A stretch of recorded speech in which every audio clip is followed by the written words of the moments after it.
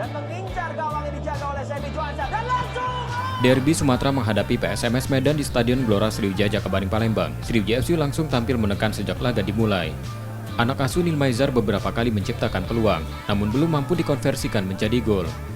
Hingga pertandingan berakhir, Sriwijaya FC harus dengan skor kacamata dengan PSMS Medan. Pelatih Sriwijaya FC Nilmaizar menerangkan, anak asuhnya sudah tampil baik meski gagal mencetak gol. Walaupun kita dapat poin 1, tapi tetap plus 10. Yang kedua, saya juga apresiasi terhadap perjuangan pemain hari ini. Sangat luar biasa. Walaupun mereka tidak bisa cetak gol, tapi pilihan dia untuk cetak gol itu sangat-sangat penting sekali. Tapi itulah sepak bola. Karena kita sesuai yang kita harapkan. Inilah yang harus kita hadapi untuk pertandingan selanjutnya. Tambahan 1 poin di laga akhir putaran pertama.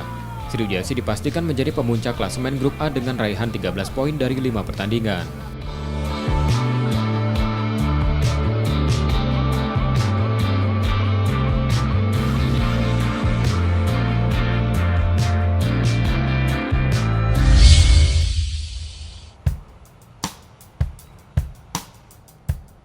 Penunjukan PSPS Riau sebagai tuan rumah putaran kedua babak penyisihan grup A Liga 2 memupus harapan Sriwijaya FC kembali bermain di kandang.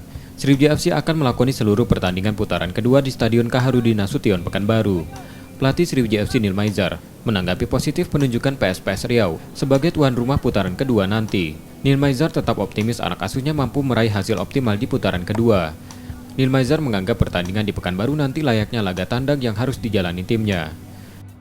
Kita jalan aja sesuai dengan regulasi, sesuai dengan jadwal yang ada nanti. Jadi kita tunggu aja, mudah-mudahan semuanya akan berjalan sesuai dengan yang kita inginkan. Oh, nggak masalah, normal lah, kita main home ada, main away ada, kita nggak banyak kita main away. Laga perdana putaran kedua nanti bergulir pada 3 November, sementara pasukan Sriwijaya FC melakoni laga perdananya di putaran kedua Liga 2 menghadapi Babel United pada 4 November 2021.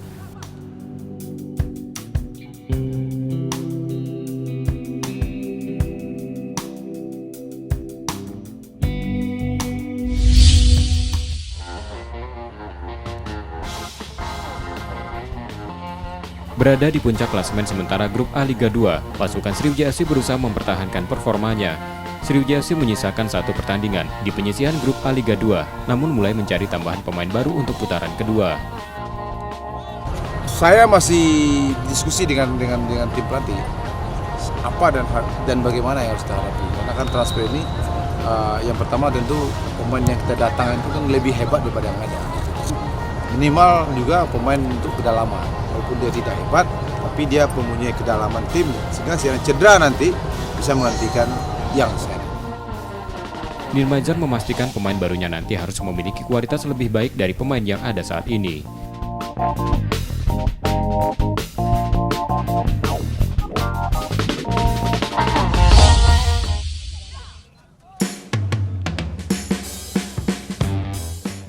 Pasca meninggalkan Sriwijaya FC akhir September lalu, gelandang bertahan Lucky Wahyu masih belum terlihat bersama pasukan Laskar Wongkito. Lucky Wahyu masih berada di Surabaya dalam proses rehabilitasi untuk penyembuhan cedera. Tim medis Sriwijaya FC menilai secara umum Lucky Wahyu dalam kondisi baik, namun masih mengalami masalah pada lutut kirinya yang membutuhkan tindakan medis. Dari kondisi itu, kecil kemungkinan Lucky Wahyu akan kembali bersama Sriwijaya FC. Untuk itu, untuk yang bersangkutan kemungkinan memerlukan istirahat ya. Dalam hal ini untuk kondisi perawatannya setelah dia pasca pos tindakan. Jadi untuk turnamen ini kemungkinan yang bersangkutan tidak bisa mengikuti. Karena butuh waktu lebih kurang kalau pos tindakan itu 5-6 bulan. Sejak beberapa bulan lalu, Lucky Wahyu mengalami cedera meniskus pada lutut kirinya.